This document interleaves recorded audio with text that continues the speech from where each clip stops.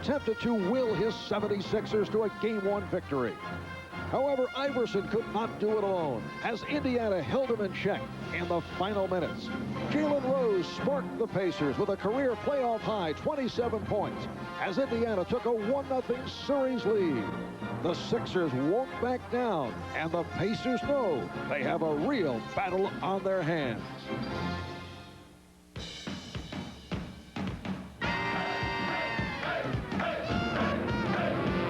It's the NBA on TNT tonight. It's the NBA on TNT tonight. It's the NBA on TNT tonight. Yeah.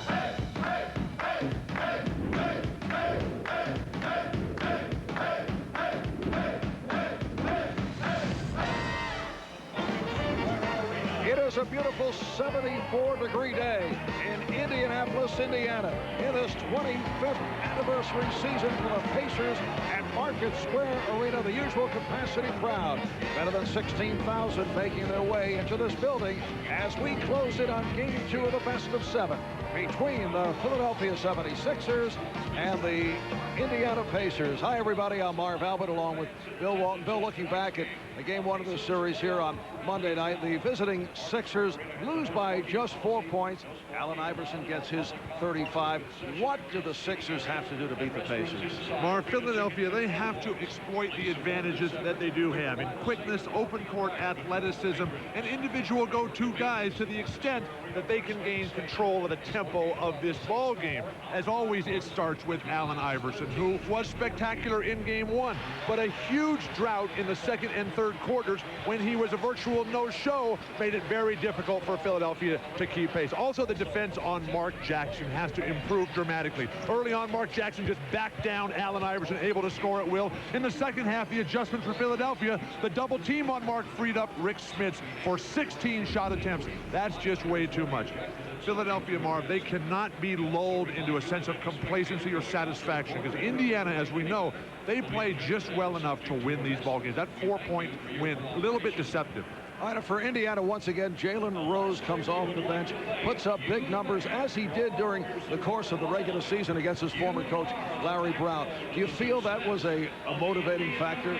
Not just for Jalen Rose, but for the rest of these Indiana Pacers who all played for Larry Brown and want to show their former coach that they really do have a game.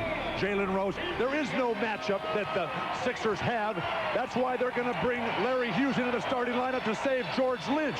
But Jalen Rose, career games against his former coach, that's so special and important sources of motivation for Jalen. Reggie Miller, defense against Allen Iverson was just absolutely terrific, standing big up over the top, denying penetration and forcing him to give up the ball. No step back threes for Allen. And then Reggie, a long running history with Matt Geiger, comes right back in Matt's face after some physical play and says, you've got absolutely no game. Now, the Indiana, the real key here, this is a statement game. Number 2 for top teams with championship aspirations. They want to hammer down and break the spirit of Philadelphia. They do not want to go into that hostile environment in Philadelphia Friday night with a 1-1 split.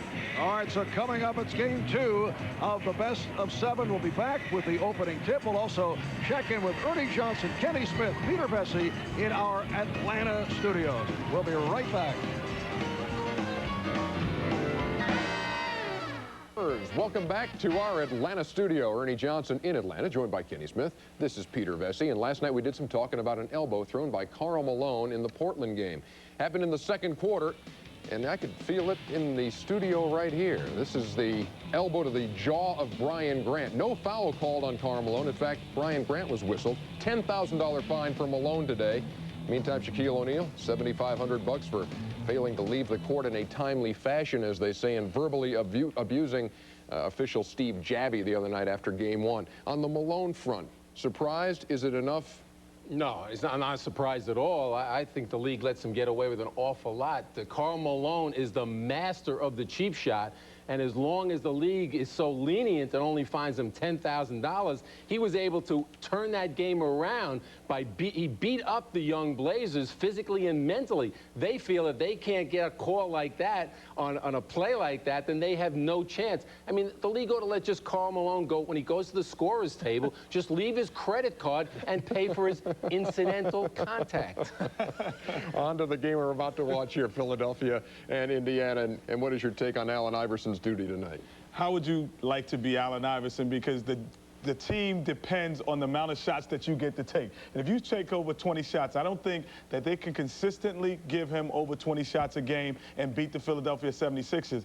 I would love to be in his shoes and love to have his job because you can shoot the ball as much as you want, and it depends if you win or not. The Pacers' Mark Jackson says it is up to us to defend the home court. If we don't, then the series gets interesting. It may already be interesting. There is Mark Jackson, as a matter of fact. And the Lakers and Spurs will be game 2 of our doubleheader. Enjoy it, folks. In their usual manner, Philadelphia with one change. Sixers will start Larry Hughes and then bring in George Lynch. And this way, Lynch can come in and guard Jalen Rose, who will enter later on off the bench. Larry Brown says he needs more from Harvey Grant, and he needs a good job against Jalen Rose. Larry Hughes made only one start during the course of the regular season. Larry Bird not happy about his team having to hold on for a 4-point win Monday night. Remember, they led the Sixers by 13 points in the fourth quarter. That has been the story of the season for Larry Bird, as Steve Javie, Don Vaden, and Jack Neese are tonight's fine officials. And here's the opening tip, controlled by Matt Geiger of the 76ers. So game 2 of this best of 7 is underway. The winner of this series plays the winner between the Knicks and the Hawks. Allen Iverson, played here at the start by Mark Jackson. Iverson slicing his way, gives it up to Snow, who is way off on his first shot attempt. Mullen 0 for 5 the other night. Miller, who was not looking for the threes in game 1. Smits, who came out firing, goes right to the post up. Snow able to save it. Larry Brown does not want to let Rick Smits get off in the post, because not only does Smits get his game going, but that's where Dale Davis does his biggest damage as an offensive rebounder on the weak side. Larry Brown telling us Eric Snow progressed as the game went on the other night. Did not shoot well at the start. Dale Davis able to handle that rebound over Theo Ratliff. Larry Brown really needs something out of Theo Ratliff and George Lynch. Virtual no-shows throughout. 12 points and just a handful of rebounds between them. Smits 0 for 2. But what quickness to the corner. Yes. We are both looking at each other in bewilderment off that save. And Smits able to stuff it home for the first bucket of the night. A big man's dream, Marv. 4 shot attempts in a minute and a half. What do you need guards for? Except to inbound the ball, maybe. Reggie Miller defending against Eric Snow. Geiger open. Pass on the outside shot and then threw it away. 3 on 2. Miller, though, met by the recovering Snow. And they're right into their offense here in the delayed break. Smits. So again, Rick has come out firing away. But that's what good teams do. They establish an identity. And if they can get Smits going offensively and set that tempo, they'll be off to the races. Smits has said he still feels a bit rusty with the sore feet. Iverson not able to hit. And both clubs struggling here at the start. Smits unable to practice very much at all because of those sore feet. Also has a bruised toe injury. Mullen for 3. Yes. Chris Mullen, who told us before the game that he had good looks in game 1 when he was 0 for 5 in limited playing time. He just didn't get anything to go. But he knows that as long as he gets those looks, they'll eventually fall. 0 for 5 following a good shooting performance in game 3 against the Bucks. Snow penetrates, sets it up for Geiger, who's fouled, and it's quite apparent that Allen Iverson is looking to get other people involved distributing the ball here at the start. And that's the ultimate skill for a player like Allen Iverson, to eventually make his teammates the stars. But he has to put points on the board. Philadelphia has not scored. You come out and you hit your open jumper and force them to play defense on you, and then you get the other guys for wide open layup. But Reggie Miller's defense has been superb. Not only on the ball, but double teaming, roaming, trapping. Reggie really getting it done on the defensive end. Pacers with a 5-2 lead. And Philadelphia going to some light pressure. Larry Brown said he would turn it on and off, but more frequently than we saw in Game 1. They have to do something to get the game going up and down. Shot clock down to 6. Mullen played by Hughes. And lost it. Here's Hughes. Geiger on the breakaway and nearly traveled. Oh, nearly. Only reason it wasn't traveling is that the referees refused to call it. So the Pacers have a 5-4 lead. Davis saw the opening. Going high off glass. Dale Davis is the man who they like to have handle the ball at the top of the key against the trapping defense. He is a surprisingly effective performer in that role. Indiana with a 7-4 advantage. Snow very active here at the start. So the Pacer lead is 1. Eric Snow has been an important factor in the Sixer success. Larry Brown making the switch. Iverson moving over the shooting guard. Miller lost the handle. Jackson very quick to the ball to beat Iverson to it. Here's Miller for 3. Iverson with the lead. Nice catch by Hughes to put it down, and the Sixers lead by 1. That's the open court athleticism that Larry Brown desperately needs. Guys pounding the boards. Ratliff, Geiger, Iverson, and Hughes out in transition. Jackson pops it out to Miller for 3. Yes. Reggie Miller in Game 1 had 18 points on 5 of 10 from the field, but just 1 3-pointer, 1 for 1 from downtown. Remember, he fired up 16 in Game 2 against Milwaukee, hitting 3 of 16. Here's Iverson. Yes, Allen Iverson has tied the game at 10. In the set offense, Philadelphia is not near as good as they are in the transition game. But unless they do something to keep Mark Jackson out of the paint, it's going to be very difficult for them to win any of these games in this series. Miller, way off. He thought he was fouled.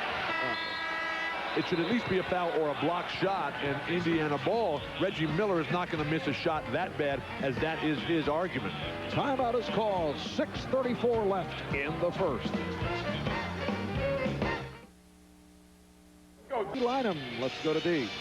Marv, you know, it's early in this series, but so far we've had no war of words between these two teams. Allen Iverson was very modest about his performance the other night, saying the Pacers have faced better than him. They took Michael Jordan to 7 games last year. And Reggie Miller has qualified the Sixers as dangerous. He thinks this series is going to go a long way.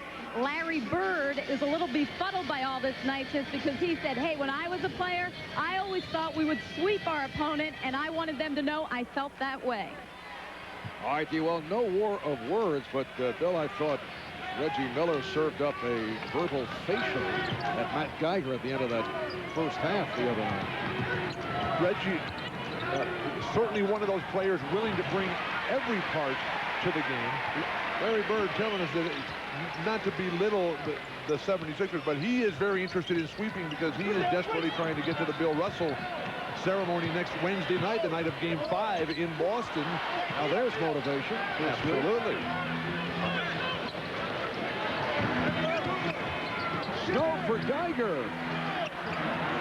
But Geiger lost the grip on the ball. Game is tied at 10 with just under 6 remaining in the first. Geiger and Ratliff both telling me that they need to be more aggressive and assertive. The quick double team and the kick ball there. Geiger was solid. Adequate would be a more appropriate word until the fourth quarter when he virtually made no statistical contribution. All of his numbers coming in the first 3. Geiger 6 of 9 overall, 16 points, 11 rebounds, only 6 points though in the second half. Here's the double again. Mullen for three. And rebounded by Ratliff. Nice closeout by Larry Hughes. Iverson put it between the legs to set it up against Miller. Reggie Miller played Allen Iverson about as well as you could hope for in game one on Monday night. Here's Smits. No call. And you hear the reaction from the crowd. Iverson on a very difficult off-balance finger roll, and Ratliff is able to put it away. Sixers lead 12-10. What do you think, Bill? Very unhappy. Rick Smits has to ensure that the referees make that call by taking it up a little stronger with two hands and powering it in. Quick three by Reggie. Reggie Miller and 6 points, and the Pacers are up 13-12. Never give the referee the chance to not make a call. That's one thing that Karl Malone is terrific at. Mullen got a piece of it. And Miller followed by Hughes. Regroups. Jackson posting up Iverson. Smits is open. Yes. Well, the double team by Philadelphia allows Rick Smits to be wide open outside, and if he can start hitting his shots, the Pacers will be able to take advantage. I was surprised that Larry Brown told us that was the strategy, to let Smits shoot, because before game one he said we want to limit Smits' field goal attempts. He had 16 in game one. He's already got 7 tonight. 2 of 7 for the field. Here's Geiger open. Jackson for the rebound. Very little offensive rebounding for Philadelphia. Mullen for 3. Smits comes up with a loose ball and is hit on a reach-in. 2 possessions ago, Rick Smits in transition as Theo Ratliff slow to get up, and that's a serious concern for Larry Brown. That's a traveling violation there and a very good block. You have to take that lead shoulder, that lead elbow in right to the defender. Rick Smits putting that ball out in front of him. This is a disastrous scenario playing out for Larry Brown as Tyrone Hill has to replace Theophilus Ratliff from Demopolis, Alabama. Very well done, Bill. Ratliff, as you saw, hobbled off. 8 shots now for Smits. 2 of 8 from the ball. Geiger called for the foul. Swinging the elbows. Jackson held his ground. He stood right in, took some contact, and it drew the foul. But at least Philadelphia is not whining and complaining as we've seen so much from the other teams like the Portland Trail Blazers and the Los Angeles Lakers. That's a foul right there by Jackson initially reaching in. And then if Geiger had moved his pivot foot instead of rotating at the trunk up top, the referees would not have called a foul on him. They would have called it on Mark Jackson. Now Travis Best, who's been picking up fouls, it appears, before the opening tip. Fouled out the other night. Mullen not able to hit. There's a foul play series against Milwaukee for Best. Miller. And Miller gets to it again, finding Smith. Pacers lead 17-12. You know, during the regular season, Travis Best, not a player who usually collects fouls, but he has not been able to get a game because of all the fouls. First against the Bucks, and in game 1 against the 76ers. Oh, another bad pass. And here comes Best as the Sixers get back. Mullen putting moves on Hughes. Gives it up. Smits again. Rick Smits adding to the run. 9 unanswered for the Pacers and Larry Brown. We'll talk it over.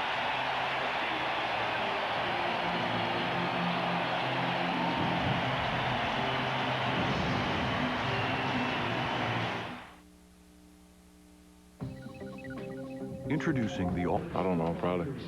Like I said, you know, that's more to my favor. So I've been playing like that all my career. Well, Shaquille O'Neal not pleased about the fact that the Spurs played him so physically that he was not getting the foul calls. That man, Steve Javie, followed by Shaquille right after the final buzzer, led to that $7,500 fine that Shaquille was hit with. But the Spurs are making a huge mistake by letting the Lakers, the losing team, frame the discourse of the argument about what's going on.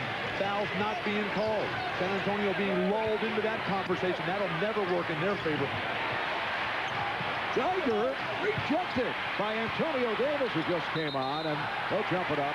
Antonio Davis and Larry Hughes tie it up. A 9-0 run by Indiana. They've taken a lot of shots here in the early going. 23-13, the advantage in shots taken over Philadelphia. And already 8 3-point shots attempted for Indiana, 3 of them gone down. Philadelphia, they utilized the 3 less times than any other team in the NBA. They have not taken a single one. Last touch by the Pacers. 2:12 to go in this first quarter, and the Pacers up by the score of 19-12. Indiana now has a backcourt of Reggie Miller and Travis Best. Best defending against Iverson. And I think that's a bad matchup right away. Let him come in and play somebody else. Larry Hughes, a wild shot early on. They're going to call a loose ball foul on Tyrone Hill. Pacer ball, but if you bring Travis Best in off the bench against the top scorer, like he was in the Milwaukee series against the Sam Cassell or Ray Allen, let him come in, Travis Best, and play a little bit off the ball a little bit to get his rhythm, get his feet. So the referees are not calling a foul the very first time he sets foot on the court. Jalen Rose getting set to check in for the first time. Sixers 1 for the last 9 from the field.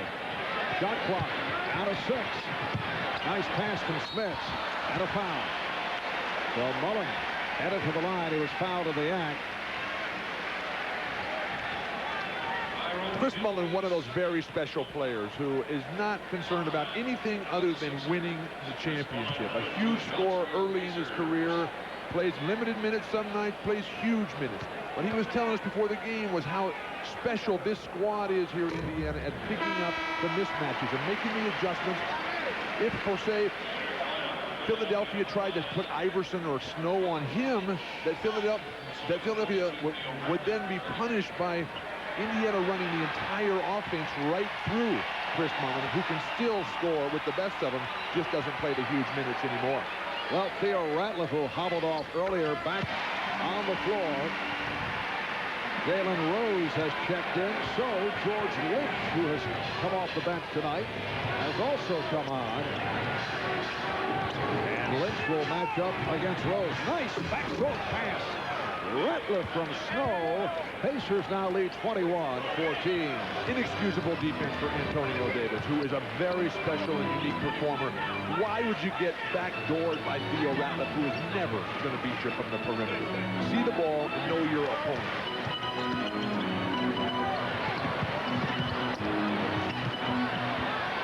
They swing it well, and it concludes with Mullen hitting the 3. Beautiful ball movement by the Pacers. Ignited by Rick Smith, who is passing tonight better than I have ever seen him pass the ball. Indiana by 10. And a holding foul on Travis Best. In Travis Best's defense, even though he's got limited minutes, he's got a 9-to-1 turnover ratio, assist-to-turnover ratio in the playoffs this year. Guarding Iverson is very difficult. And Best, he made those 2 huge free throws to ice the clinching victory up at Milwaukee in Game 3 last week. Aaron McKee has checked in for the first time as Iverson not able to hit. McKee missed Game 1 with that bruised thigh injury. Very important man coming off the bench for the 76ers. Here's Best. Rose for Smith. Rick Smith has found the range. 5 of 11 from the field. He has 10 points. Pacers up 26-14. Remember, he started 1 for 5 with the ball movement. So crisp. Jalen Rose, outstanding post-entry pass. And the foul on Best. That is his second. Steve Jabby did not like the reaction. Steve Jabby not one to accept excessive reaction. And had something to say to Best. There was a warning for a possible technical foul. Speaking of excessive reaction, remember it was Steve Jabby in this building who has the distinction of being the only referee to ever throw out an announcer. Yes. Mike Rice, the color commentator for the Portland Trailblazers, got the thumb. In fact, I suggested to Steve, if things don't go that well on this telecast, I said, come right over. I got a big redhead sitting here. Might enjoy the thumb. Am I going or are you going? 26-16. Indiana with the lead. Final seconds of the first quarter. Lynch off the steal. Clock running out. Lynch turns and shoots. It was waved off. Would not count. He lost sight of the time.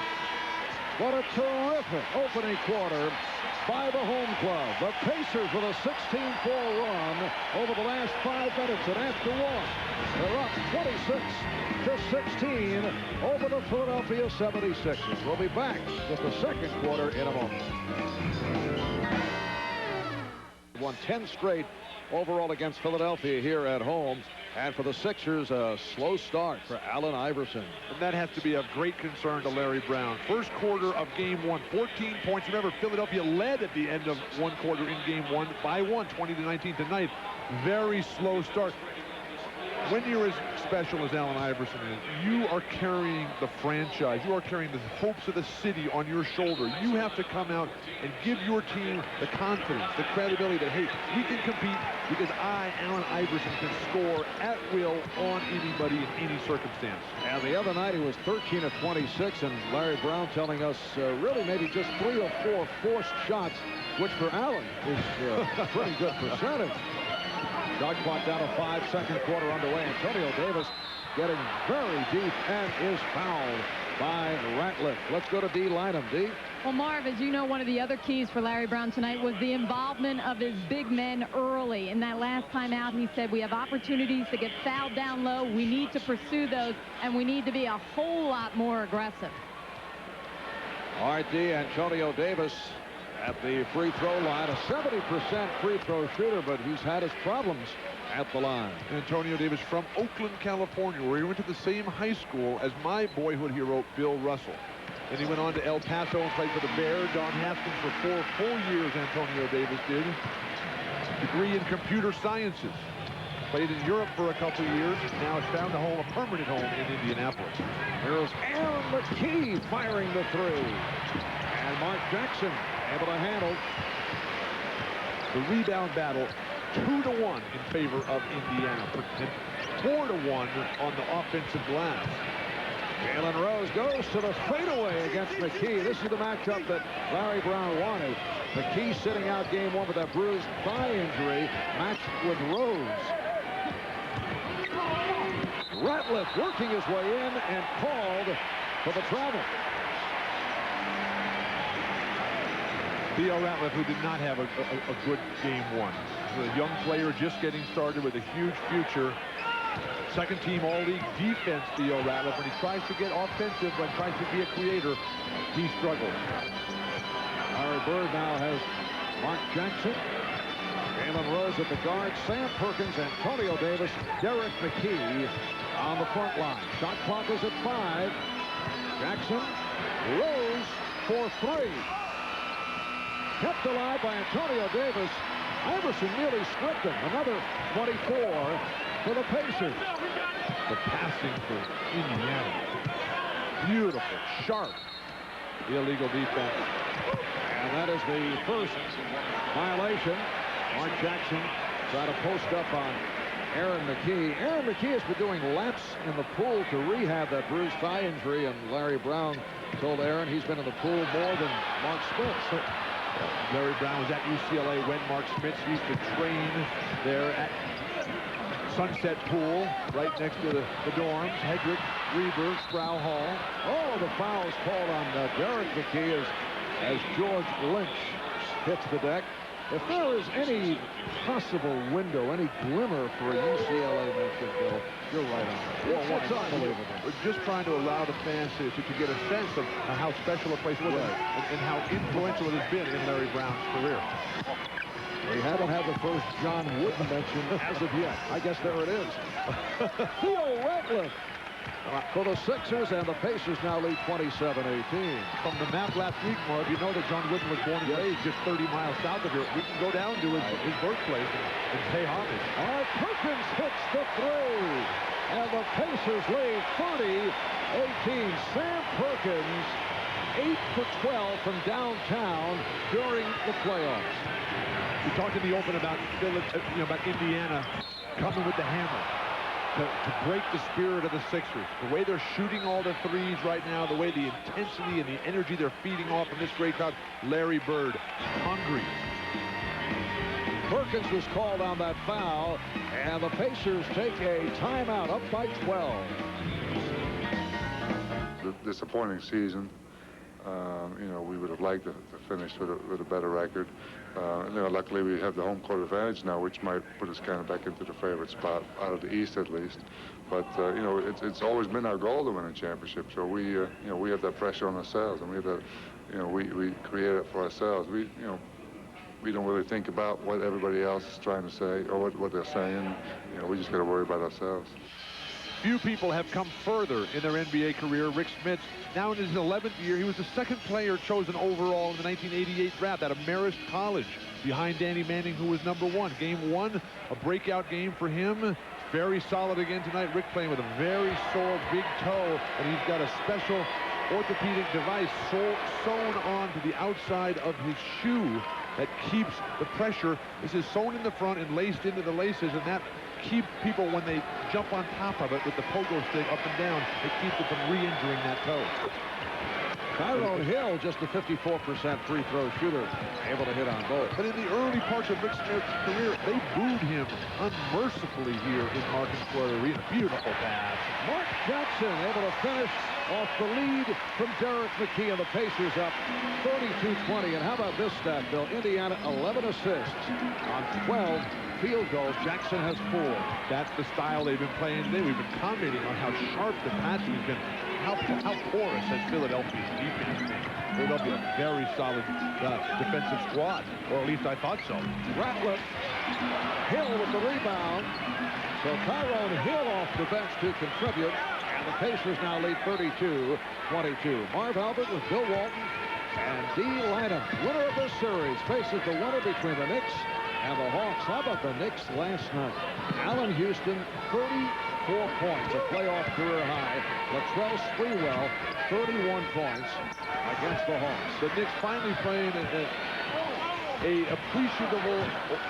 appreciable style where fans can really get into it with the running up-tempo and using Ewing, as I think they should have used him for a very long time, as a rebounder, shot blocker, and finisher, as opposed to the creator. Well, last night in foul troubles, he played 17 minutes. Here's Iverson. But in those 17 minutes, Ewing went 6 for 7 from the floor. So he's making his contribution. And the foul is called on Lynch. Just under 8 minutes remaining in this first half. And Indiana looking very sharp. They're up 32-22. Eric Snow being waved on, checking back in, replacing Allen Iverson. Iverson just 1 of 7 from the field. Well, the amazing thing about that 11-game playoff home court winning streak, remember, they had the Chicago Bulls in that streak as well, as they took the Bulls to 7 games in last year's Eastern Conference Finals. Rose kept alive. McKee had it knocked away. Pacers looking for a foul. As the Lakers were last night, and as the Portland Trail Blazers were. Nice pass from Snow, and Hill is hacked. Snow was surrounded, so was able to whip it down low to draw the foul, and that'll put Hill back at the line. Here's Travis Best returning. Mark Jackson will sit down. They're playing Travis Best in very short bursts here, just letting Jackson go out and catch his breath. That plays against Travis's strengths, who's a scorer, a defensive player, a leader, dynamic personality. Well, Hill barely got the front rim. Coming up following the Pacers and the Sixers. Game 2 of their best of 7. The Lakers and the Spurs. Dick Stockton, Hubie Brown will have it for you. Then tomorrow night on TNT, another playoff twin bill. Knicks and the Hawks. Game 2, 8 o'clock Eastern time, followed by Portland and Utah at about 10:30, all here on TNT.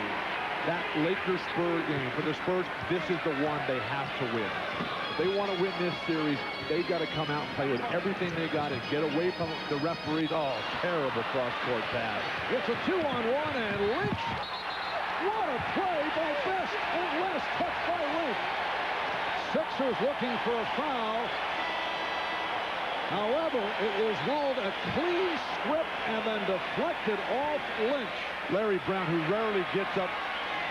Travis Best tried to grab him and tried to foul him. Larry Brown, who spends virtually the entire game sitting down on the bench, up and arguing vociferously for Larry. I thought that was a bad call. Miller played by McKee. Rose trying to shake loose on Hill.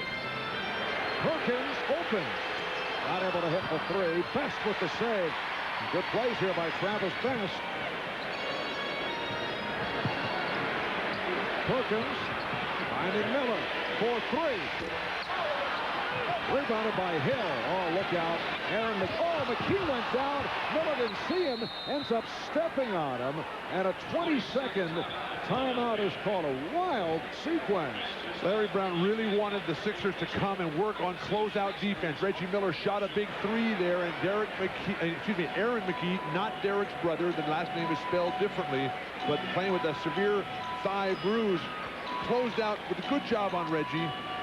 Missed game one with that thigh bruise, but he's a good, solid role player for Larry Brown. When Reggie spots up, running right by him, looked like he got kneed by Reggie, who spread his legs a little bit there, as the great three-point shooters will do, and then Reggie tripped over him. The head, or the foot to the back of the head, that's often very painful, Mark. And with the timeout, we'll take a break. In this first half, it's been all Indiana, 32-22 the score.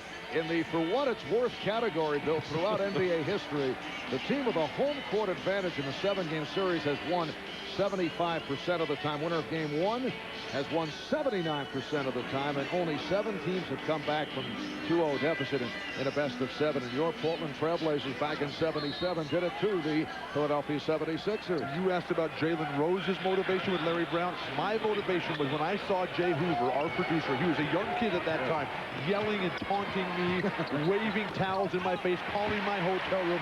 That drove me to the greatest level I ever achieved. For a moment, I thought you were talking about present-day taunting. No, well, that happens too. Okay. Allen Iverson still not able to hit. And we're told that Aaron McKee is all right, should be able to return. Offensive foul, says Jack Neese. Fouls on Rose. That is his first.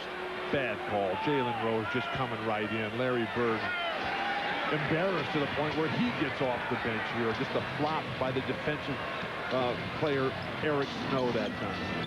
Snow and Iverson in the backcourt. Ratliff is up front with Geiger and Lynch. Here's Lynch. Ratliff after Geiger kept it alive. So the Philadelphia big man beginning to show some signs here.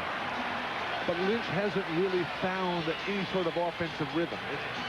It's being guarded by Jalen Rose or Chris Mullin, that shouldn't be a factor at all for George, who's a solid scorer. Best. Travis Best has come out very active here tonight. Did pick up a couple of fouls early. That's his first field goal, and the Pacers lead by 10. Few players have had to modify their game more at the NBA level than Travis Best, who was a huge scorer and offensive weapon at college and the high school level. Iverson forcing. And Miller is fouled by Ratliff. Very smart play by Reggie, who was just standing there waiting. Brings a little smirk to his face because Ratliff cannot afford to pick up fouls. How many now for Theo? That is his second, and for the Sixers, their 13 foul. Pacers also have 3. Reggie Miller also has 5 rebounds as Travis Best really has found his game. So the Pacers up by 12. 4:35 remaining. First half. Geiger. And Rose was able to draw that foul. He took possession. Matt Geiger just kept steamrolling and is called for the offensive foul. That Geiger, he's not going to beat anybody of Jalen Rose's capabilities or size or mobility off the dribble. He's got to learn how to play his game, Travis Best. Again, somebody's got to deny guard penetration. Larry Brown was begging for that type of defensive presence. Travis Best is just furious. And Best has scored Indiana's last 6 points.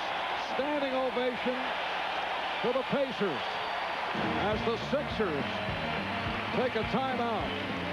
Indiana by 14.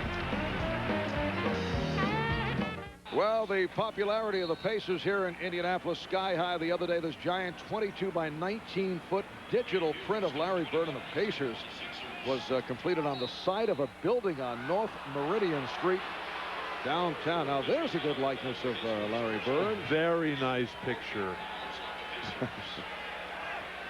Foul on Reggie Miller. That is his first. Was that his high school picture that they put on there? We're going to have a Or is that a young Bob Whitsitt, the president of the Portland Trailblazers? Very good pickup. We're going to have a Indianapolis artist checking your hotel room out later on tonight. Well, maybe we should introduce the artist to Larry. It gets worse. Allen Iverson is now 1 for 10 from the field, and he's in a scenario where, because you know he wants to score, he is going to force shots. He has to take over. 0 for 7. That's just not good enough. Excuse me, 1 for 10. But a player of his capability, it just seems as if he's not ready to play this game. Shot clock down to 2. Hughes forced it. Travis Best now operating at the point guard position in the backcourt with Jalen Rose. Sam Perkins up front with Dale Davis and Reggie Miller in a 3-guard setup. Pass for Dale Davis broken up. That was nearly deflected home. Snow for the cutting Ratliff. And Perkins tried to draw the offensive foul. That is absolutely the kind of transition game that Philadelphia has to play. They can't stand there and slug it out against the deeper, bigger, more physical Indiana Pacers. And if they can get up and down and Ratliff and Geiger can outrun their counterparts from Indiana, they can have great success. Oh, Best got the step and then rejected by Ratliff. Theo Ratliff, 3rd in block shots this season, a member of the all-defensive team. He's got those very long arms, Theo Ratliff does, the high waist, the short neck. Theo Ratliff grew up in Demopolis, Alabama. He goes to the bench right now with Geiger as Larry Brown trying to preserve fouls for the second half, coming in with Tyrone Hill and the ancient warrior, Rick Mahorn. And an ovation for Travis Best as he was replaced by Mark Jackson. Jackson has to fire. It just did graze the rim with the shot clock running down. 12-point Indiana lead. 2:45 remaining in the half. And the Pacers back to the offense. Rick Smits has made his return. Rick Smits coming out shooting in that first quarter, 5 of 11 from the field for 10 points. And Rick has not been a defensive liability tonight. He's been solidly in position for the rebound and intimidation. Here's Smits from Jackson. It counts and the foul.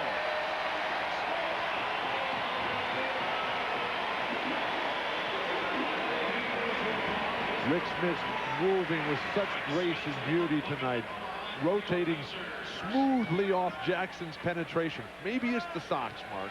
Remember, Rick Smits, the whole team is wearing the black socks this year. And it was his sock supply man, T.C. Cochran from Lynchburg, Virginia, that sent Rick a special pair of socks. He's not having to dye them. T.C. Cochran, of course, the sock supplier to the basketball big men of the world.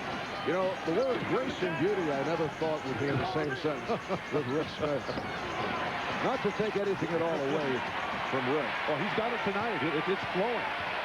Not flowing for Iverson. 1 of 11 from the field. Indiana leads by 15 with just under 2 minutes remaining in the half. Rose for 3. And on the back tap, kept alive by Miller.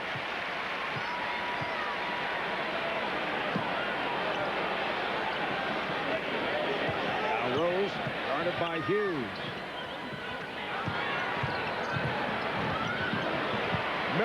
from downtown. Rose with the putback. Pacers lead 43-26. It is their biggest lead of the night. How do you expect to win if you give up a three-point shot and the weak side rebound? Inexcusable for Larry Brown's big men. Snow setting it up with a crossover. So Eric Snow getting the friendly rim. His second field goal has 4 points. 1:04 left in this first half for the Pacers, lead by 15. Larry Hughes has been a non-factor. Granted, he's only 20 years old and only his second start in his NBA career, but still, you've got to bring something here as Jalen Rose has really handled anybody they tried to put on him. Smits, open shot. Rick Smits has hit his last 6 of 7 from the field. He now has 15. Pacers again by 17. Perfect performance for Indiana. They're bringing the crowd to their feet here to close out the half. And Rick Mahorn hitting on his first shot attempt. And the Pacers now lead 45-30 coming up. The AT&T halftime report. Ernie Johnson, Kenny Smith, Peter Vesey. In our studio in Atlanta, they'll be looking ahead to the Spurs and the Lakers. And looking back at what took place in this first half. Lots of shots for the Pacers. They've attempted 46. Philadelphia 35. Iverson has been very quiet. And let's see what the call is here. Is there a call? The call is the basket counts on a tip. Indiana wanted the call. Reggie Miller to beat the clock. No chance. Indiana begging for an offensive goaltending call. Scott Nice just let it go. And he'll get credit for the field goal on the tip. Another look at it. The Pacers with a 13-point lead here at the half. The penetration net ball is on the rim. Well, from that angle, it's very tough to call, but good quickness by Philadelphia, exploiting the advantages that they do have. Well, Rick Smits leading the way for Indiana with 15. Allen Iverson, a 1-for-12 first half. Ernie Johnson hosting our AT&T half. Welcome back to Market Square Arena in Indianapolis. The Indiana Pacers have led by as many as 17. They have a 13-point lead as we head to the second half. Marv Albert along with Bill Walton. Bill, there are 2 stats that stand out in my mind. The Pacers, 14 assists on 18 field goals. That is phenomenal. And for the Sixers, Allen Iverson, 1-for-12 from the field. Marv, the Pacers stats are what championship teams are all about, passing and defense. And being around the team as much as we are, you could really get a sense today that they were sharp. They wanted to come out and hammer down, break that spirit. The defense on Allen Iverson was just absolutely beautiful. So many different guys that Larry Bird has to put on him, but Reggie Miller does the best job. Smothering him, standing over the top, physically bumping him, keeping him off balance. And then Travis Best with a very solid contribution, not only defensively, but offensively as well, forcing Allen to take an ill-advised shot here. And Allen's shot does not look good whatsoever, but Rick Smits certainly does. 14 shot attempts in the first half, a big man's dream. The ball movement exquisite for Indiana. Rick Smits really delivering after he got warmed up. And Allen Iverson, who had a superb first game. In fact, at halftime, he had 18. He has 4 tonight on the 1-for-12 shooting. Has really struggled. He has been forcing his shots for the most part in this first half. Moments ago, D. Lynham talked with Sixer coach Larry Brown. Outside the Sixers locker room with Larry Brown and Larry Allen's 1-for-12, but the whole team seemed to struggle offensively. How do you generate more points here in the second half? Well, you know, he's 1-for-12, Matt's 1-for-6, but it's not the offense that concerns me. It's, you know, we gave up 13 offensive rebounds, and mostly to their small people. You know, it's a miracle we're down 13, you know, shooting the ball the way we did and getting beat with dribble penetration and giving up second shots. We seem to be young tonight. We played a little scared, but I think it's a miracle we got it down to 13, and, you know, hopefully we'll make some adjustments and concentrate on playing our own man a little bit better. I think we're helping out so much that it gives them open opportunities. Thanks for taking the time. Good luck in the second half. Thank you. Marv? All right, D, only 32 points in the first half for the Sixers. They had a 27-point half against Orlando in the previous series. Sixers with 16 points in the first quarter, 16 in the second. They shot 35% on 13 of 37. Indiana with 46 shot attempts, 18 of 46, 39%. Indiana ball as we get underway in the third. And Philadelphia coming out right away, trying to play some defense, as Larry Brown was telling D-Line. Mark Jackson opens up by hitting the jumper. Jackson with a second field goal. He has 6 assists, only 1 turnover. That's the versatility. That time Chris Mullen was playing the point and running the offense, spotting up the non-jump shooter, Mark Jackson. Geiger rejected by Dale Davis. Iverson got a piece of it, deflected it out of bounds. It'll be Indiana ball. So the Pacers with their usual starting lineup in the backcourt. Jackson and Miller up front. Smiths with Mullen and Dale Davis. Been an injury-free season, Marv, for Indiana. They've been virtually able to go the whole season with the same starting lineup. And the foul is called as Smiths was hit. That's number 3 on Ratliff.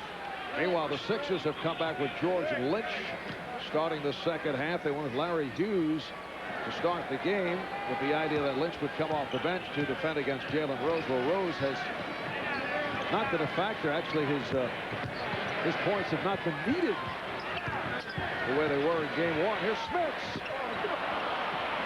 And that starting lineup suggestion came from Allen Iverson. Allen dreamed it up and went to Larry Brown and said, hey, why don't we try this? And Larry said, yeah, that'll work. Geiger showing signs here, trying to support Theo Ratliff. Ratliff had 10 first-half points, but Geiger very quiet with 4. Brown looking for an offensive foul as Smiths went down. Miller on a catch and shoot.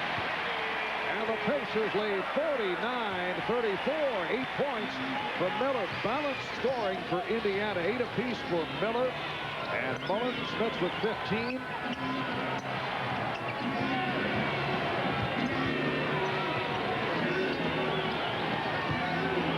Ratliff fouled by Dale Davis.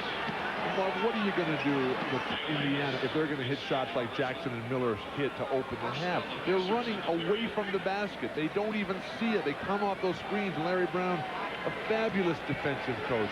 But when you got offense, there's not much that even the best defensive players can do about it. Iverson, falling down. Allen Iverson was actually caught by the official down. They 49-36. Indiana by 13, and Larry Brown has to hope that this will get Iverson going. Only a second field goal of the game. Jackson trying to get it back and batted it out of bounds, so it will be 76er ball. It's a great sign for Indiana. As they're cruising right now, you got Chris Mullen just running the whole show out there, because some teams can think, hey, Chris Mullen is a liability. Not the case. He is an incredibly valuable cog in this machine.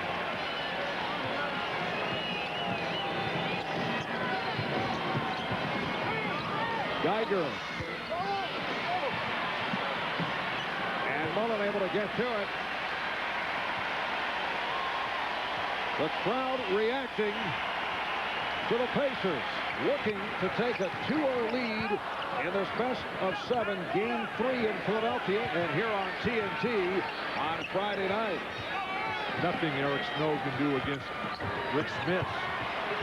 Miller with the runner, and just did beat the 24-second buzzer. Pacers now lead 51-36. Set offense, rebounding, passing, controlling the tempo, not allowing Philadelphia to get into any type of game that they think they can win with. Great hands again, Mark Jackson. The look-away pass from Jackson. And here's Lynch ahead of the field. So Indiana now leads 51-38. This is the second time that the Pacers and the Sixers have met in the NBA playoffs. Back in '91, Philadelphia won 2 games to nothing. The Sixers at that time, led by the doctor, Julius Erving. Should say back in 1981. I was going to say, I thought the doctor retired in '86. Came out for a couple of games. Oh, look out. Jackson with a hard foul on Geiger. It's a flagrant. Mark Jackson called for the flagrant foul. Good call by the officials. Mark grabbed him, and Mark, by no stretch of the imagination, is a dirty player. And he tried to make the hard foul here to keep it. I was talking with Larry Bird about the fact that it seems as if in the second round the referees are really calling the games tight. And I think it's helped the offense. I think that we've seen more high-scoring games as the Nick Atlanta series have refereed very aggressively. The players start thinking, hey, we're not going to be allowed to push and shove, so why don't we play basketball? Certainly the Pacer offense has accelerated. Mark getting some sympathy from one of the ball boys who agrees with Mark. It was not a flagrant foul. Mark is confused once again. On that 81 squad, Billy Knight, a member of the Pacers, now senior vice president for Indiana. He led the Pacers in scoring that season. Pacers roster also including Johnny Davis, who preceded Larry Brown as the Sixers coach, Mike Bannon, George McGinnis, Louis Orr, now an assistant at Syracuse, Jerry Seaston, guy you are familiar with, and former Indiana University poet Tom Abernathy. Offensive foul on the screen. Reggie working so hard defensively. Lynch just hammers him. This Pacer team is on top of their game tonight, Marv, as they're trying to free up Iverson as he's sliding along the baseline here, and Lynch just steps right into Reggie and levels him. And for Lynch's second foul, 7.5 remaining in the third quarter. Pacers lead at 51-39. They've led by as many as 17.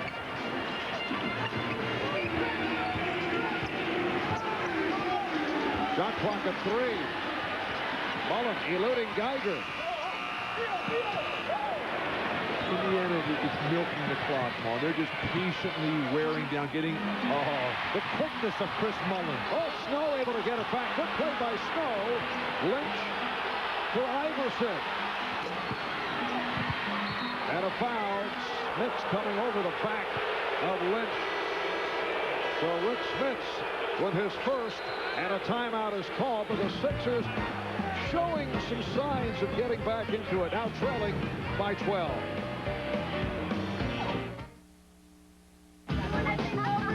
My name is Sierra, and that's my best friend Kashari. Last Saturday.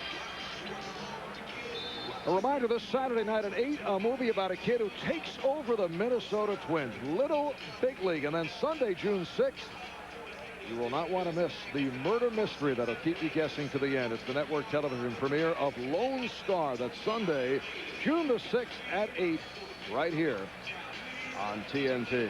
And for added viewing pleasure, please be sure and tune in to Little Big League, because, Marv, I know you have a part in that. Now, what character did you play? A very difficult role, Bill. Myself. Were you successful? No. 6:45 remaining in the third. Lynch firing up the 3. And the call is last touched by Jackson. The problem that Philadelphia is having getting back into this game is that Indiana's quicker to the ball. Larry Brown has the edge with his Philadelphia 76ers with the quick guys, and Iverson and Snow and Hughes, Lynch. But it's Mark Jackson, Rick Smits, and Reggie Miller who are there all night long. And even Chris Mullen beating much younger players to the ball. They were on every loose ball in the first half. Lynch going one-on-one against Mullen. Smits over to help, and here is Ratliff. So Theo Ratliff hitting his shot. He's now 6 of 7 from the field. He has 12 points, and the Sixers are right back into it. Down by 10. Ratliff can make that type of spot-up jumper after the creativity by someone else. Where he gets in trouble is if he tries to be the initiator. Mullen blocked by Snow. Iverson. That was a good look by Snow, but Iverson continues to have his problems. 2 of 16 Jackson saving that pass. Smits, dumped it off to Mullen. Did not expect it, and then he's rejected by Ratliff. Kept alive by Jackson, and the shot clock still going. There's still a 10 on the 24. Overpassing by Smits. Miller. Back come the Sixers. Iverson on the run. Iverson is called for a tie-up. Pacers are looking for a travel, but he's tied up. Calm down, Allen. The good calls, smothering defense over the top. The transition, the stutter step. Allen likes to go left. That's what he prefers. And Rick Smits, excuse me, I thought it looked like Rick Smits, as tall as Chris Mullen, was standing towering over the top of Iverson. Easy mistake to make. Oh, I'm surprised I haven't made it more often. It'll be Mullen and Iverson. And Iverson soars to control that tip. Nice timing, Chris, on the jump. Aaron McKee is back in. Hughes for Geiger. The Pacer lead is down to 8. They've led by as many as 17. A 7-0 run the last 3.5 minutes to get the Sixers back into it. And this is the closest Philadelphia has been since the first quarter when they trailed 21-14. Indiana has had trouble all season long holding leads, but with the soft touch of Rick Smits and the continued flawed defense of coming at Mark Jackson and leaving Rick Smits is really hurting Philadelphia's chances. Smits has 17. Got off to the slow start, but he's come on. Iverson. Allen Iverson with 8 points. It's only his 3rd field goal, but he's hit a couple here in the 3rd quarter. 3 of 17 now from the field for Iverson, and the Pacers are up by 8. Reggie Miller just went over and told Mark Jackson, I'll get him next time. Or put it on the floor. They can put it on the floor. Miller again on a loose ball and able to take advantage. So Indiana up by 10. Philadelphia has had no answer for anything that Reggie Miller has been doing. And he's worked his way into this game with a solid defensive performance. Now his offense is coming around with easy attempts for him.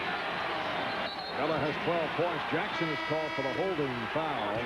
Miller has hit 3 of 4 in this 3rd quarter. That is team foul number 4 committed by the Pacers. Travis Best checking in. Mark Jackson will sit down, and Jalen Rose has come on for Chris Mullen. Mullen leads with 8 points. Sixers take a timeout. Just under 4 remaining in the 3rd here at Market Square in Indianapolis. It is Indiana by 10. 52 here remaining in the 3rd quarter.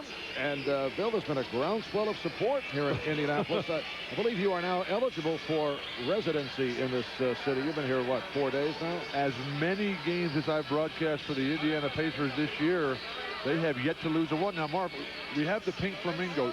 Do you know why the flamingos are pink? I give up. It's the amount of shrimp that they eat in their diet. And the more shrimp that they eat, the pinker they get. Redheads know things like that. That UCLA education, invaluable. It just sends you in so many different directions, Marv. Geiger with the tip. So the Pacers now lead 55-47. Travis Best now at the point guard. Mark Jackson sitting down. Best and Rose in the backcourt. Here is Miller firing over Geiger. Kept alive by Dale Davis. Another offensive rebound by the Pacers. They had 13 in the first half, and they've got a handful more here in the 3rd. And that is an offensive foul. So for Dale Davis, it's 3. Here comes Antonio Davis.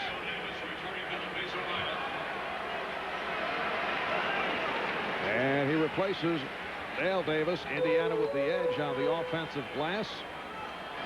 This is the first of our TNT doubleheader. Will be followed by the San Antonio Spurs and the Los Angeles Lakers. Dick Stockton and Hubie Brown will have it for you.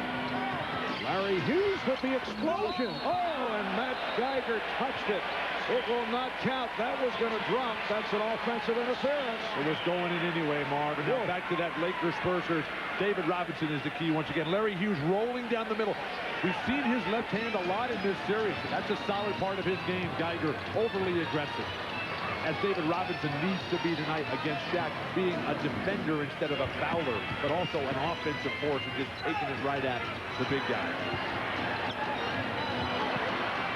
Shot clock at 5. Rose off the dribble against McKee. And knocked out of bounds by Antonio Davis. So the Sixers get it back. Aaron McKee in an animated discussion with his coach, Larry Brown. Aaron McKee sitting out game 1 with that bruised thigh injury. Giving it a go here tonight, although he is not 100%. He went down earlier, and then Reggie bumped into his head as Allen Iverson having trouble finding the handle. Good pass. Ratliff able to rescue. And then hauled down by Antonio Davis. Imagine how special this Indiana team would be if Rick Smith was a dominant rebounder. Antonio Davis from outside. We saw signs of that in last year's playoffs when Antonio waxed the Knicks when he played very well against Chicago. If he could hit that shot on a very consistent basis, watch out. Iverson to the reverse. Allen Iverson with 10 points. He's now 4 for 19 from the field. Pacers lead at 57-49. Minute and a half left in the third quarter. Philadelphia still has a foul to give, although way too early for that.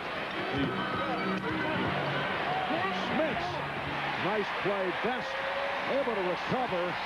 And after that behind-the-back maneuver, found the cutter, Smits. Pacers now lead 59-49. Here is Hughes. Larry Hughes cuts it to an 8-point Indiana lead. This is Travis Best's best performance in this year's playoffs. Philadelphia's dream, though, is to just stay close, hang around, and wait for Indiana to go into one of their famous swoons. Smits. Geiger not there in time. He tried to come out. Did not get there. And Larry Brown up off the bench. Geiger, Ratliff. The rotation from the weak side has been too slow. Oh, the block by Antonio Davis. Here come the Pacers. Best lost it. Hughes with the play. Iverson behind the back to Hughes. So the Sixers able to recover, and they're within 8. 25 seconds remaining in the third quarter. Travis Best just had to let that one go. It was a terrific defensive play. Nothing he could do about it. Don't compound it with a silly foul. Last shot time. Coming up on 10 seconds to go in the third. And a foul on Iverson. Iverson, who is developing into a special defensive player, set the NBA playoff record of 10 steals in one game in the Orlando series. Iverson will get a rest. That was the foul Sixers had to give. So we're down to 8 6/10 seconds remaining in the quarter. Pacers with the ball. They lead by 8, and Rose will throw it in. Miller and Sam Perkins are the keys here defensively for Philadelphia.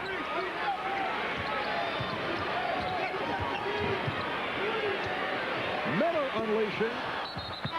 It went over the glass, and they might put some time back. Let's see. Yes, apparently both clubs are headed to their respective benches, but there's still time remaining. They put 5/10 of a second on the clock. So this would have to be a catch and shoot, as McKee will fire it in from backcourt. Generally called a prayer, Mark. Yes. And here it is. Geiger. The prayer not answered. Maybe it was the wrong religion today. All right, 3 quarters complete. And the Pacers, led by Rick Smits, who has led the way with 21 points. lead the Sixers 61-53 after 3.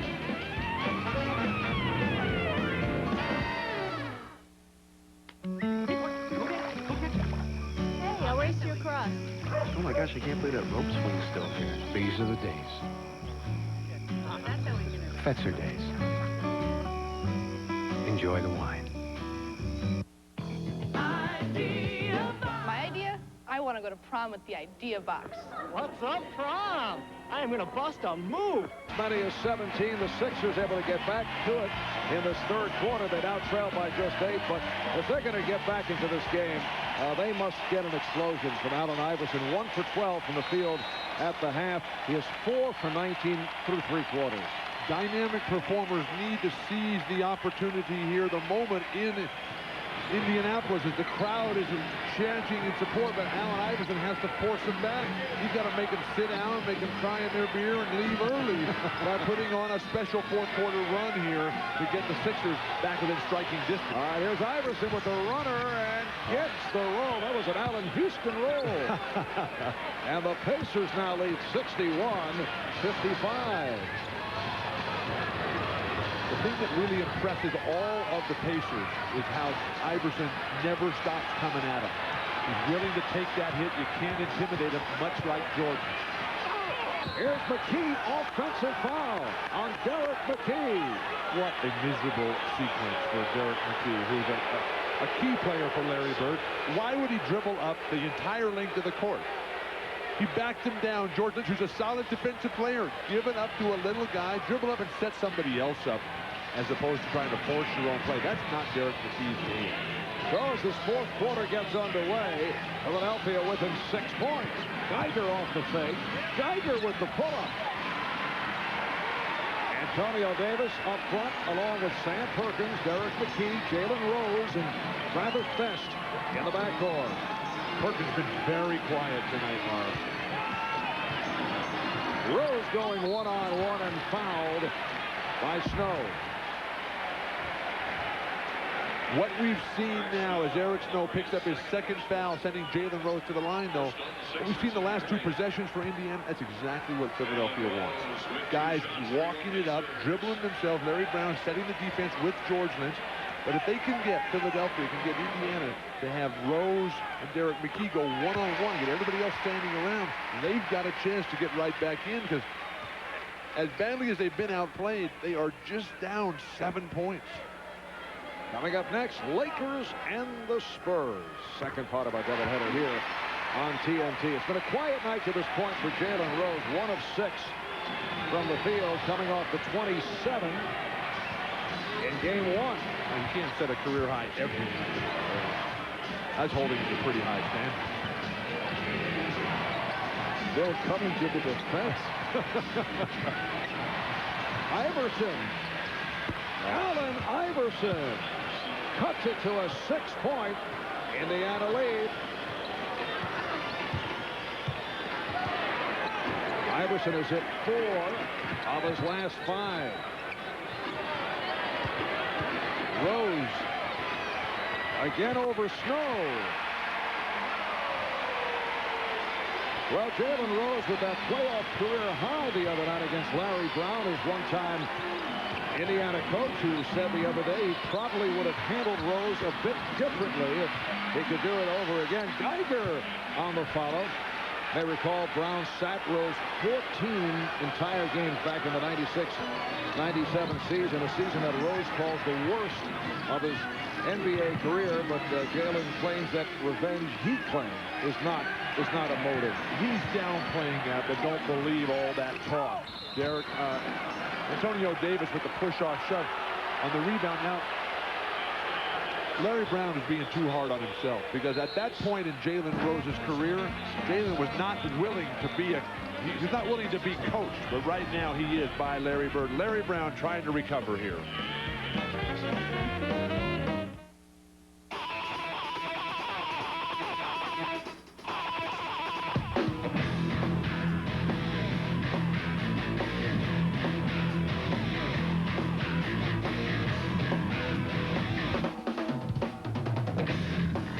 next is the Lakers and the Spurs. Shaquille O'Neal today fined $7,500 for verbally abusing the official and not leaving in an orderly manner after the loss in Game 1. What's your reaction? What happened? You got fined $7,500. I ain't got no reaction. They brought a new TV set to the locker room. Did you have to pay for that, too? I didn't break it. Kirk broke it. Well, that's news. Coming up next, Lakers and Spurs. Let's go back to Marv. All right, thank you, Craig. Apparently, there was a television set in the locker room that was destroyed after the game, and as you heard, Shaq said it was not him. It was the coach, Kurt Rambis. I have it on good authority that it was Chick Hearn that went in there and took care of business. Shades of Darryl Dawkins from the '77 Philadelphia-Portland series when Darryl ejected in Game 2, went in and destroyed the beautiful locker room in the Spectrum. Boy, a lot of guys missed that. Still getting all the venom out at once. That's good. Pacers 65 and the 76ers 59. 3 minutes have gone by in this fourth quarter. The foul is called on McKee. Iverson actually had nowhere to go, but McKee made contact, as did Best. And well, apparently they call it on Best. And Iverson to the foul line. He's 2 of 2 at the line. That was a perfect example that time of Allen Iverson's explosive quickness. Going to his right. Reggie Miller said that Allen Iverson, of all the great ones he's played against, and he's played against the best. Reggie Miller, Pat Croce cheers on, said that Allen Iverson is the quickest of all the real special opponents he's matched up against. It is a 4-point Indiana lead.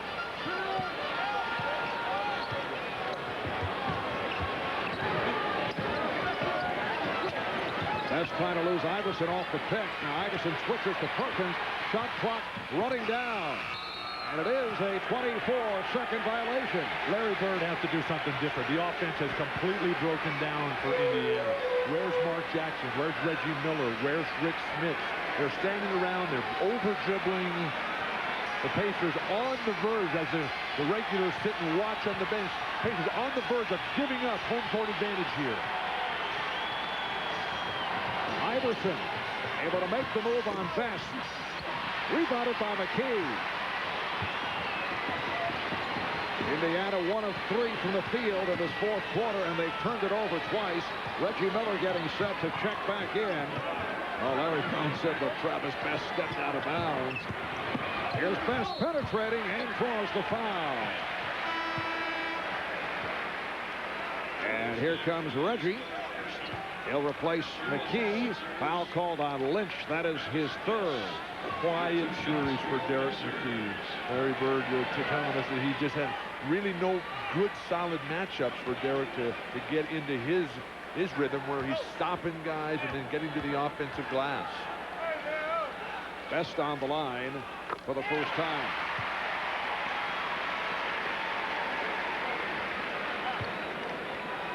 Travis Best, 84% free throw shooter. The winner of this series plays the winner between the New York Knicks and the Atlanta Hawks. Last night in Atlanta, the Knicks surprising the Hawks with the win. The Knicks 8-17 on the road in the regular season, 3-1 thus far in the playoffs. The Knicks are playing as well as anybody these last couple of games, and they've had some remarkable performances in the early goings of these playoffs. Here's Snow for 3.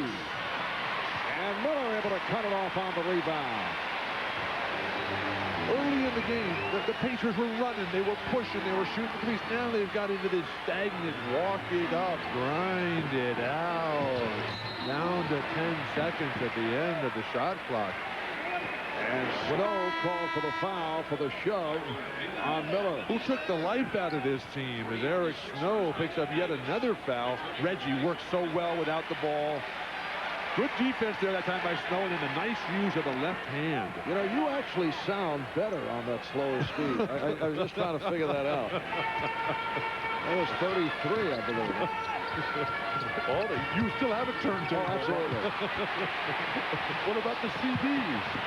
Iverson off a beautiful pass. And a foul. Foul committed by Rose. his second. What a gorgeous pass thrown by Snow. Watch the lean by Reggie, who cannot get low enough. And Iverson able to gracefully turn it in. When you got guys who can catch and turn tough passes like that into easy buckets, I was lucky, Mark. I played with 3 guys who were flawless at that.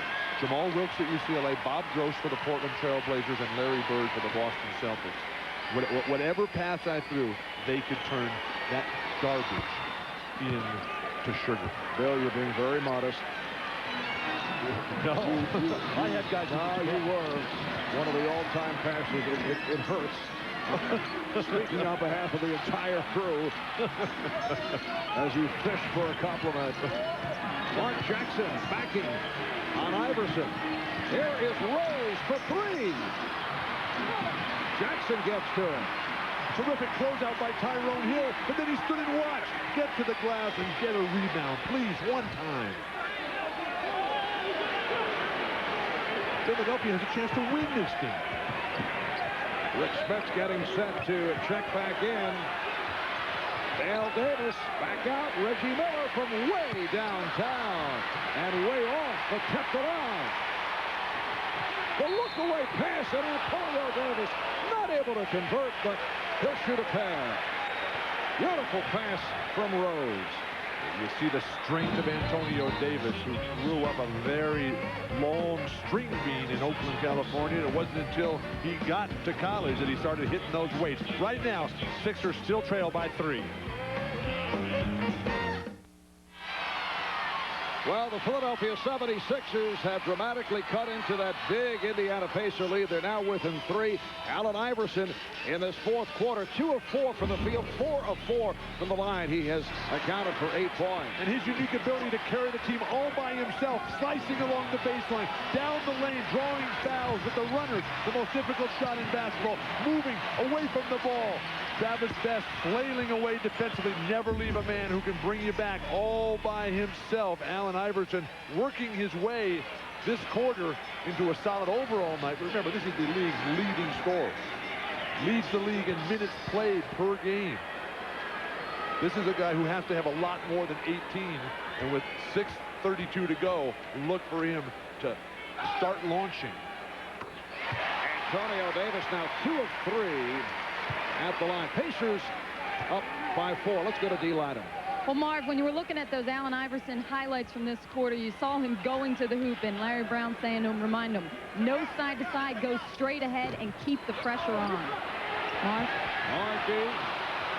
Pacers not able to convert on the tip for the potential 3-point play, and Snow walks it up. Snow and Iverson in the backcourt. Hill with Ratcliffe and Lynch up front. Here's Iverson with the step, ramming with Antonio Davis, looking for the foul call, and then rebounded by Dale Davis. Dale has made a solid contribution. Quick to the ball, solid defensively, a fine physical presence in there for Bird. 13 rebounds for Dale Davis. Miller for 3.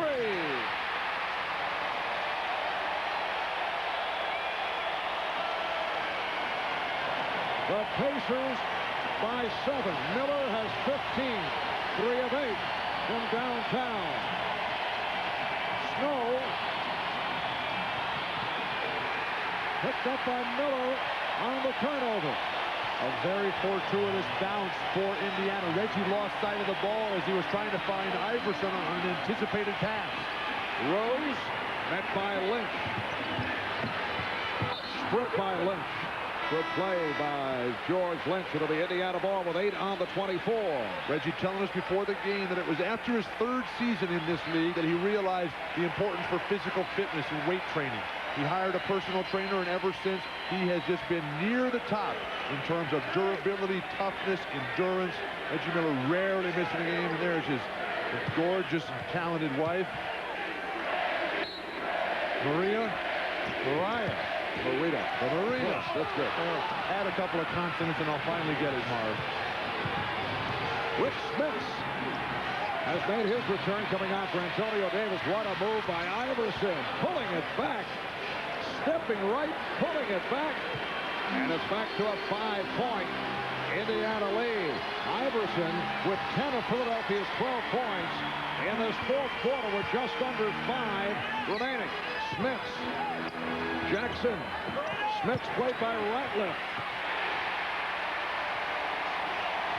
Rick Smits has had a sensational night.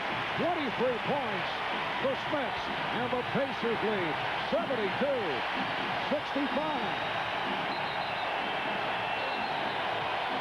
Snow would not have counted. Whistle blown by Jack Neese, and the foul is called on Jalen Rose. That is his third. Indiana with their fourth team foul. Philadelphia also has 4. And now the Sixers take a timeout. 4 minutes, 35 seconds to go in this fourth quarter. It's the Pacers by 7. When we come back, it'll be Sixer ball. Well, tonight, the focal point of the Indiana offense, Rick Smits, 23 points in 28 minutes. Teamwork leading to the repost. Theo Ratliff on the left of your screen absolutely loses contact. You have to play your man before he ever gets the ball if you're going to have a chance to stop a devastating offensive weapon like Rick Smits, who's in a rhythm and groove tonight. The next team foul for Philadelphia and Indiana will put them over the limit. Timeouts remaining. They each have 3 and a 20. We're down to 4.5 to go in the fourth. Iverson heating up here in the fourth. Snow with the pull-up. The tip by Geiger. And the Sixers are within 5. They trail by as many as 17. Geiger rising above the crowd and now coming out to double-team Jackson. Nobody's helping, and they call a timeout. Oh, the Sixers wanted to travel, but Mark Jackson getting the attention of Steve Jabbie. It's a 20-second timeout taken by the Pacers. Matt Geiger on that last play was just quicker. The Pacers were frozen on the defensive backboard, particularly Rick Smits and Dale Davis. Mark Jackson trying to beat the double team. This is what Larry Brown wants. Come and double team, make Mark Jackson use clock, give up the ball. Geiger begging for a traveling violation. Solid performance tonight for Geiger in stretches. What they really need, though, is throughout from Geiger and Ratliff is the Lakers Spurs coming up next. That is as big a game as been played in the playoffs so far. That'll be the second half of our doubleheader. Here's Smits. It's a rare miss for Smits, who opened up 1 of 6 and then hit 10 of 15 before that shot attempt. Just under 4 remaining in this fourth quarter, and that will put Indiana over the limit. Foul away from the ball on Jackson. Allen Iverson moving without the ball, denied by Mark Jackson. Larry Bird changes up the hold, the push. Not a lot of contact there. Dangerous to run out of bounds like that. You sort of lose a sense of where you are. Iverson now 7 of 7 at the line. He's 7 of 26 from the field. 21 points. Has obviously not shot the ball well, but has come on here in the fourth quarter. And he has brought the Sixers within 3 as they desperately try to tie this series at 1. Looking at game 3 in Philadelphia on Friday night. You know that crowd will be wild. Miller getting this crowd going with the quick release. And the Pacers lead 74-69. Pacers so much better when it's ball movement instead of one-on-one back to the basket. Iverson not able to handle the pass. Geiger diving for it and deflected it out of bounds. Reggie Miller diving on the floor, giving up his body. Shoulder to shoulder, head to head. A couple of shaved head fellows, gentlemen, if you will, going right at it on the floor. Reggie, the contributions underappreciated in areas other than scoring. Coming up on 3 minutes remaining in the fourth. Here's the double again. Smits is open. Reluctant to shoot. Rose does the shooting. And Geiger with the rebound. Dale Davis is the one they really want to have handle that ball. Make one more. Oh, look out. Geiger Looked like he traveled, no call made. Larry Bird very upset. This is where the youth and the experience of Philadelphia will hurt them. They're not accustomed to the fact the referees aren't going to call any fouls or any violations down the stretch here. Miller with very little room. Geiger on the box out. Important sequence here for the Sixers. 2:25 remaining. They're down by 4. Here's Geiger. Kept alive. The save by Iverson. Dale Davis has to do a better, tougher job on the defensive board for Indiana. Lynch rejected by Dale Davis. Larry Brown, incensed that goaltending was not called. He is in Don Baden's face. Smith. Oh, Larry Brown still going at it. And he's being warned by the official, Don Baden. No technical being called. Just a warning.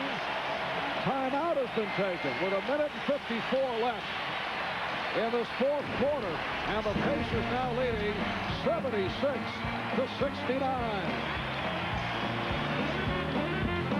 In Indianapolis, Indiana by 7, 1:54 to go. In the fourth quarter, you see the timeouts remaining. No fouls to give. A moment ago, a controversial call that had Larry Brown extremely upset. Lynch rolls into the lane, and Dale Davis comes from behind the defender. Very close. It's a good non-call. Unless you're totally sure that it's going. I thought that ball was still going up. Might have been just hanging there, but Mark Jackson's penetration freeing up Rick Smith extends the cushion for Indiana to 7. Iverson got the step, set it up for Geiger. He's fouled, hammered by Dale Davis. And Geiger is at the line. He's 3 of 4 at the line. Indiana looking to extend to a 2-0 lead in this best-of-7 game 3 at the First Union Center in Philadelphia on Friday night. Of the Sixers hoping to tie the series at 1. Second part of our doubleheader. Dick Stockton, Hubie Brown at the Alamo Dome in San Antonio for game 2 between the Los Angeles Lakers and the San Antonio Spurs. Geiger missing on the second after hitting the first. So it's a 6-point Indiana lead. 1:40 remaining in the fourth. They try to trap Jackson. Look out. Geiger got a piece of it. Jackson saving and firing it to the crowd.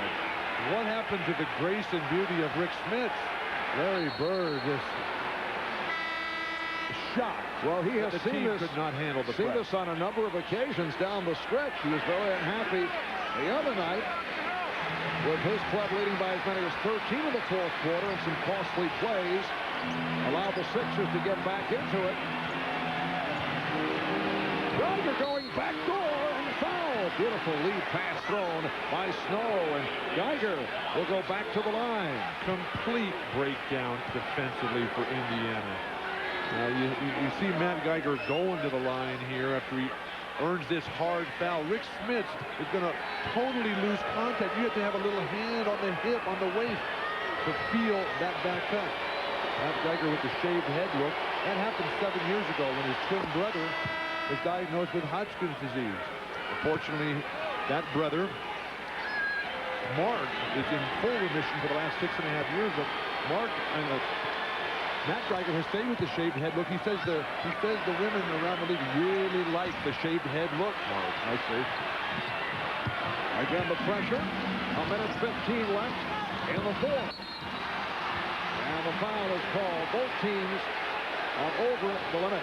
It is a 4-point Indiana lead. Geiger called for his third.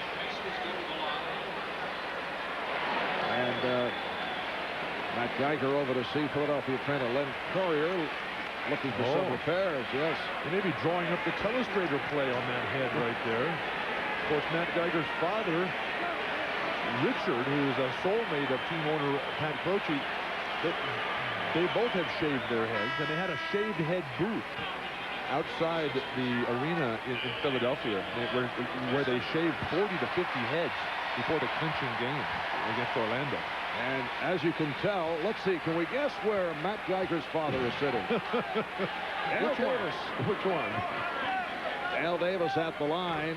Over the line drive at home, and the Pacers now lead 77-72. Davis at the line for the first time tonight. Smith will sit down. McKee returns. So Derek McKee is on the floor, along with Dale Davis. And then they go 3 guards. Mark Jackson, Reggie Miller, and Jalen Rose. A minute 14 remaining in the fourth quarter. Dale Davis, a much improved free throw shooter, hits 2 plus foul shots. The Pacers by 6. 1:14 remaining in the fourth, and the Sixers call for time. Watch the premiere of Crusade Wednesday, June 9th at 10 on TNT. You enter the financial world in search of a secure future. Instead, you find chaos and confusion. Coming up next is the Spurs and Lakers in Game 2. San Antonio hoping the home court prevails, and they go up 2-0 on the Lakers. The Spurs have Tim Duncan, David Robinson on their side, along with the Spurs Silver Dancers, Coyote, and a capacity crowd of over 34,000 in the Alamo Dome. Now let's go back to Marv in Indianapolis. Marv, I was going to wear my jacket like Craig has on tonight, but I couldn't find it, thankfully. Indiana with a 78-72 lead on Philadelphia with a minute 14 remaining in this fourth quarter. And it's Sixer ball as we resume. Matt Geiger just walked by our booth and said we're going to run a backdoor play here. Let's see if they get all the way through it, or if Allen would just launch one up.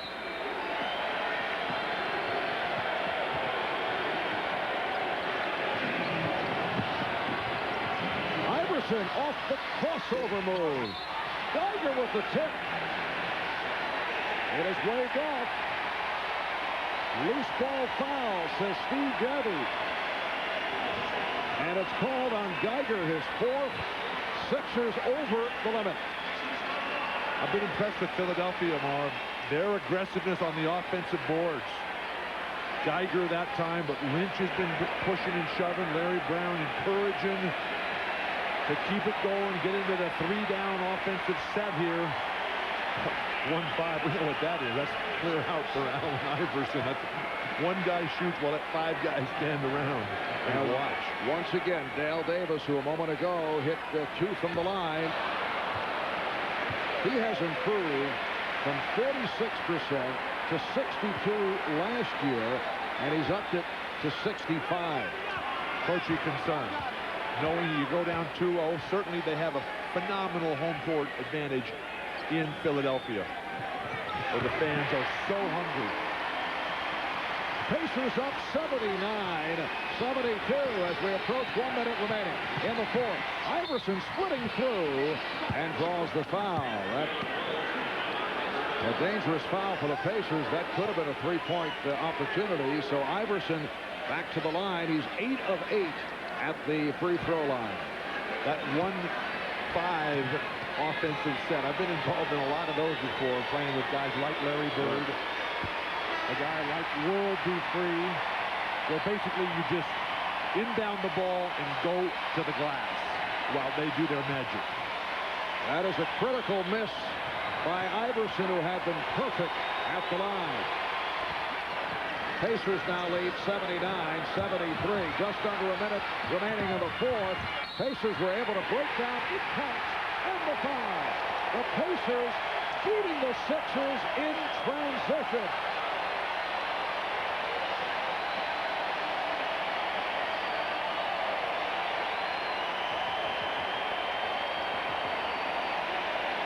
Philadelphia trying to get this scramble type thing going. They can catch Mark Jackson. Mark doesn't have that blinding speed.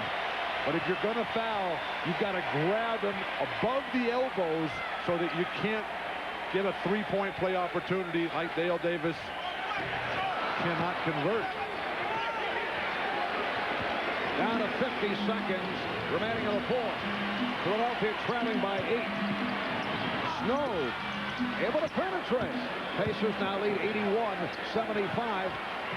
Iverson was trying to foul, and he didn't get the call, and he went back and now arguing with Jabby, wondering why he did not call that foul.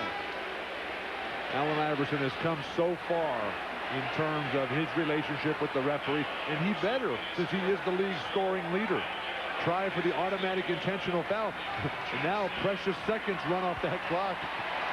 As Allen says, I'm trying to foul him. Please call it. And Mark Jackson to the line. An 82% free throw shooter making his first appearance at the line. Look at that. 14 assists for Jackson. It is only a 6-point game with 40 seconds to go in this fourth quarter. But why is Allen Iverson on the bench? He didn't foul out, did he? No. Got 3 fouls. What's he doing? Giving him a rest. They'll probably call timeout right here. That's Larry Brown indicating the timeout, and they do make the call. So Jackson missing 2 important foul shots. 39 and 1/10 seconds to go in the fourth. Philly down by 6, and they'll have the ball when we come back. Slam Playoffs on TNT, brought to you by Gatorade Thirst Quencher. When you need a little something extra, when it counts the most. Gatorade, is it in you? By First Union, your guide to the financial world. By 10-10-345, the simple way to save on long distance. And by IBM, are you ready for e-business? Welcome back to Indianapolis. Beautiful day here in the Midwest. 74 degrees in Indy. Pacers with an 81-75 lead. 39 seconds remaining. How about the foul shooting by Indiana here in the fourth quarter? Bill, 7 of 13 from the line from the league's best free throw shooting team. Which is why, under these circumstances, Philadelphia down 6 should go for 2, because they can get the ball back the way Indiana is bricking free throws. Larry Hughes shooting and hitting a clutch field goal by Hughes. It's down to 4. 81-77 of the foul is given. Both teams are over the limit. That was number 4 on Iverson. 32 and 9/10 seconds remaining in this fourth quarter. And back to the line goes Mark Jackson, who missed 2 a moment ago. Why isn't Larry Bird inbounding the ball to Reggie Miller? Reggie Miller is the league's premier free throw shooter, led the NBA in percentage this year. And you got Mark Jackson, who's a good free throw shooter. Yes, get the ball to the man who's the best.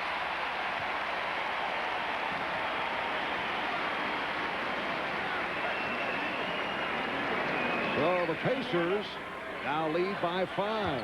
When I played for Larry Bird, he said I had to inbound it to him every single time if I wanted to stay on the team. It obviously makes sense. Not only was he an excellent foul shooter, but wanted to go to the line. As does Reggie Miller. 6-point Pacer lead. Philly looking for a quick shot. Lynch for 3. Yes! George Lynch from downtown. Indiana now clinging to a 3-point lead. 23 and 5/10 seconds remaining. And Derek McKee could not find anyone. Takes a timeout. Mark Jackson almost was called for a throwdown foul as he pushed off Allen Iverson to try to get open. Derek McKee calmly calling the timeout. So Indiana has 2 timeouts left. Philadelphia just with a 20-second timeout remaining.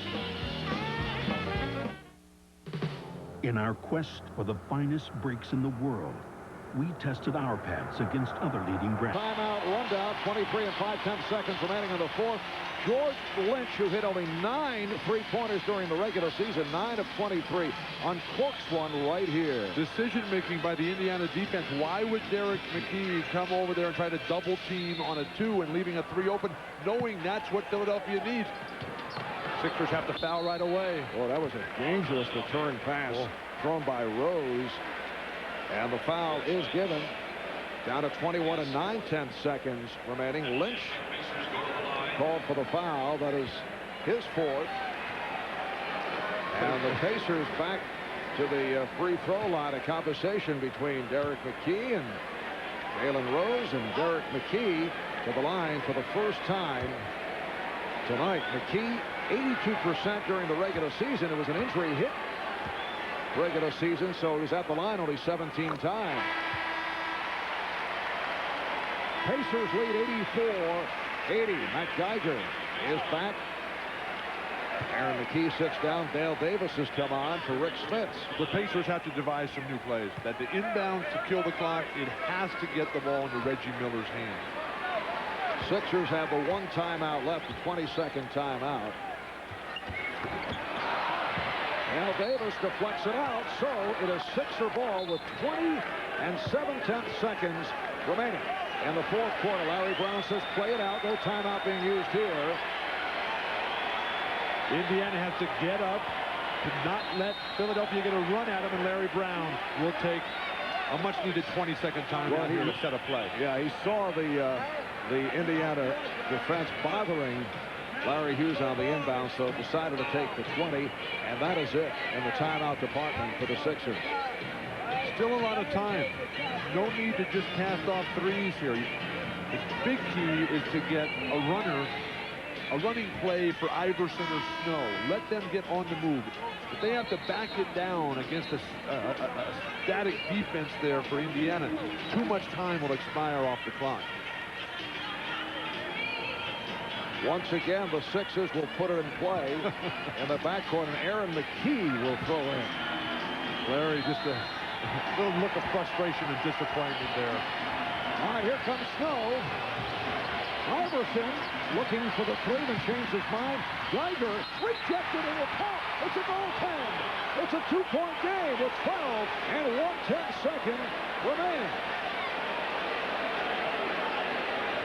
And Indiana will throw in from deep in their backcourt. They've made it now 12 and 4/10 seconds to go. McKee will throw in. They're doubling Reggie Miller to deny him possession. Derek McKee can run the baseline. It was as if it was a made basket, and now Jalen Rose will get to the line after the foul by Hughes. Hughes looking for the strip. Got a piece of Rose. Jalen Rose is 2 for 2 at the line tonight. 79% for the season. The butterfly stitches there on the chin of Jalen Rose, masking that very handsome goatee, although not quite as attractive as Greg Ostertag is coming in. Bill, it's been a brutal night for you. You know, just firing shots left and right. Just factual observation, Mark. 12 seconds remaining. And the Pacers continue to have their difficulties at the line in this fourth quarter. That's their 8th missed foul shot here in the fourth. And give Larry Brown credit for the defensive strategy of double-teaming Reggie Miller out of bounds. They're 10 of 18 at the line in the fourth quarter. No timeouts remaining for the Sixers. Rose hits 1 of 2. 3-point game. So the Sixers looking for the three. Iverson trying to tee it up. It's Hughes for 3. Geiger gets it back this time. Iverson fires and comes up short at the buzzer. But Larry Brown is out to applaud Allen Iverson on the Sixers for a tremendous come-from-behind effort as they are beaten by the Pacers 85-82. And you know that shot was right on line but short. Straight as can be. Mothering defense by Indiana. And the reason Larry Brown is so proud is that this is such a young team. He mentioned it at halftime. Growing, it's coming together. And now they get to go home and get to be pumped up by those ever-loyal fans in Philadelphia. So the Pacers go 2 up in this best of 7. They've won their last 9 games overall, going back to the last 4 of the regular season, and 12 straight wins here at home in the playoffs dating to last year. Let's go to D. Lyman. D. Rick, we know you have the offense that we saw here tonight, but what enables you to get in the groove that you were tonight? Well, I'm just happy to get shots. You know, our first series against Milwaukee, they really limited the shots, and today, thanks to our point guard, Mark Jackson, you know, he just kept feeding me the ball. I got a lot of good looks. Mark is tremendous down the low post. He creates so much down there. He gets double teams from guys and just makes everything else easy for his teammates. Most importantly, you lead this series 2-0, but for a second straight game, the Sixers come back and make a game of it. Does that concern you as you head to Philadelphia? Yes, it does. We have trouble closing out games. We had a nice lead going into the fourth quarter, and they work real hard. You got to give them credit. They're a tremendous talented team with some good, some good coaching staff, and they've done a real good job getting back into the games. And for some reason, we have been like this all season, where we let teams back in and give them a chance to win it at the end. And luckily today we came away with the win. Certainly makes it exciting. Congratulations, Marv. RD, Mark Jackson had 14 assists. Rick Smits, the high man, with 25 to lead Indiana. Reggie Miller, 17 and 8 rebounds. Allen Iverson, 23 points, but shot just 7 of 28. Thanks to our producer, Jay Hoover, our director, Dan Regan, our statistician, Brian Taylor. Again, the final. The Pacers go up 2-0 on the Sixers, 85-82. The victory over Larry Brown and the Philadelphia 76ers. Coming up, the Lakers and the Spurs. For Dee Lanham and Bill Walton, Marv Albert saying good night from Indianapolis.